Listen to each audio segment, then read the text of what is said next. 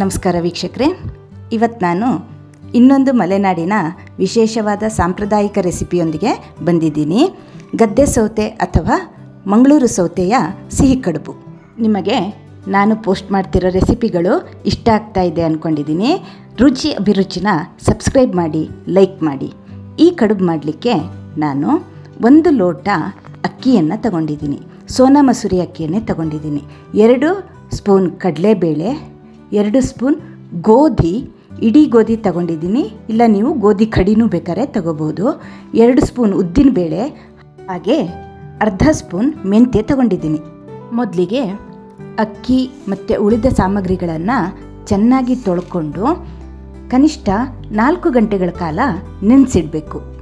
4 ಗಂಟೆ ಆದಮೇಲೆ ನಾನಿಲ್ಲಿ ಅರ್ಧ ಬಣ್ಣದ ಸೌತೆಕಾಯಿನ ತಗೊಂಡಿದ್ದೀನಿ. ಇದರ ತಿರುಳು ಮತ್ತು ಸಿಪ್ಪೆನ ತೆಕ್ಕೊಂಡು ನಾವು ತುರ್ಕೊಳ್ಳೋಣ. ಬೇಕಿದ್ದರೆ ಸಣ್ಣದಾಗಿ ಹೆಚ್ಕೋಬೋದು, ಆದರೆ ರುಬ್ಬುವಾಗ ಸಣ್ಣದಾಗಿ ಹೆಚ್ಚಿದ್ದು ಕೆಲವೊಮ್ಮೆ ನುರಿದೇ ಇರಬಹುದು. ಹಾಗಾಗಿ ನಾನು ಇದನ್ನು ತುರ್ಕೊಂಡಿದ್ದೀನಿ. ನಾನು ಯಾವ ಲೋಟದಲ್ಲಿ ಅಕ್ಕಿ ತಗೊಂಡಿದ್ದೀನಿ ಅದೇ ಲೋಟದಲ್ಲಿ 3/4 ಲೋಟ ಸೌತೆಕಾಯಿ ತುರಿನ ತಗೊಂಡಿದ್ದೀನಿ. 1 ಲೋಟ ಬೇಕಾದರೂ ತಗೋಬೋದು. ಇದು ಸಿಹಿ ಕಡುಬಾಗಿರೋದ್ರಿಂದ ಬೆಲ್ಲ ಹಾಕೋದು ತುಂಬ ಮುಖ್ಯ. ನಾನೊಂದು ಅರ್ಧ ಬಟ್ಲು ಬೆಲ್ಲ ತಗೊಂಡು ಅಕ್ಕಿ ಮತ್ತು ಬೆಲ್ಲನ ಒಮ್ಮೆ ರುಬ್ಕೊಂಡು ನಂತರ ಇದಕ್ಕೆ ನಾನು ಸೌತೆಕಾಯಿ ತುರಿನ ಸೇರಿಸ್ಕೊಂಡಿದ್ದೀನಿ. ನೀರು ಹಾಕೋ ಅಗತ್ಯ ಇಲ್ಲ, ಬೇಕೆನ್ಸಿದ್ದಲ್ಲಿ ಮಾತ್ರ ನೀರು ಹಾಕಿ, ಯಾಕೆ ಅಂದರೆ ಸೌತೆಕಾಯಿ ನೀರು ಬಿಟ್ಕೊಳ್ಳುತ್ತೆ. ಹಾಗೆ ಬೆಲ್ಲನೂ ಸಹ ಸೇರಿರೋದ್ರಿಂದ. ಈಗ ನೋಡಿ, ರವೆಯಾಗಿ ಇಡ್ಲಿ ಹಿಟ್ಟಿನ ಹದಕ್ಕೆ ಇದನ್ನು ನಾವು ರುಬ್ಕೊಂಡು ಒಂದು ಪಾತ್ರೆಗೆ ತೆಕ್ಕೊಳ್ಳೋಣ.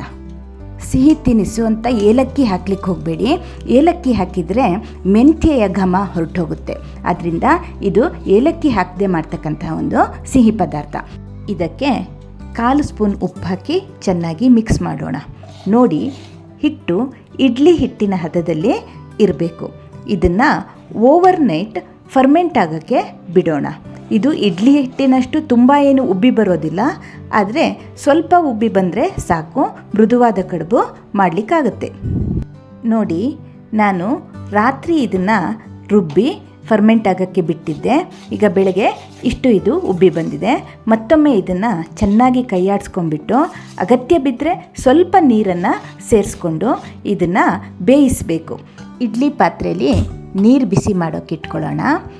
ಇದನ್ನು ನೀವು ತಟ್ಟೆ ಇಡ್ಲಿ ಸ್ಟ್ಯಾಂಡಲ್ಲಿ ಸಹ ಹಾಕಿಬಿಟ್ಟು ಮಾಡ್ಬೋದು, ಅಥವಾ ನಿಮ್ಮ ಹತ್ರ ಇಡ್ಲಿ ಬಟ್ಲು ಸಪ್ರೇಟ್ ಇದ್ದರೆ ಅದಕ್ಕೂ ಸಹ ಹಾಕಿ ಮಾಡ್ಬೋದು.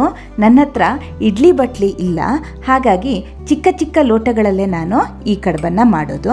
ಮೊದಲಿಗೆ ಲೋಟಗಳನ್ನು ತುಪ್ಪ ಹಾಕಿ ಗ್ರೀಸ್ ಮಾಡ್ಕೊಳ್ಳೋಣ. ಈ ರೆಸಿಪಿನ ನಾನು ನಮ್ಮ ಅಜ್ಜಿಯಿಂದ ಕಲಿತಿದ್ದು. ಅವರು ತಟ್ಟೆಯಲ್ಲಿ ಹಾಕಿ ಬೇಯಿಸ್ತಾ ಇದ್ದರು. ಸರಿಯಾದ ಹದ ಬಂದರೆ ಕಡುಬು ಒಳ್ಳೆ ಜಾಗಂಟೆ ಥರ ಆಗುತ್ತೆ ಅಂತ ನಮ್ಮ ಅಜ್ಜಿ ಯಾವಾಗಲೂ ಹೇಳೋರು. ನೋಡಿ, ಹಿಟ್ಟನ್ನೀಗ ನಾನು ಲೋಟಕ್ಕೆ ಹಾಕ್ಕೋತಾ ಇದ್ದೀನಿ.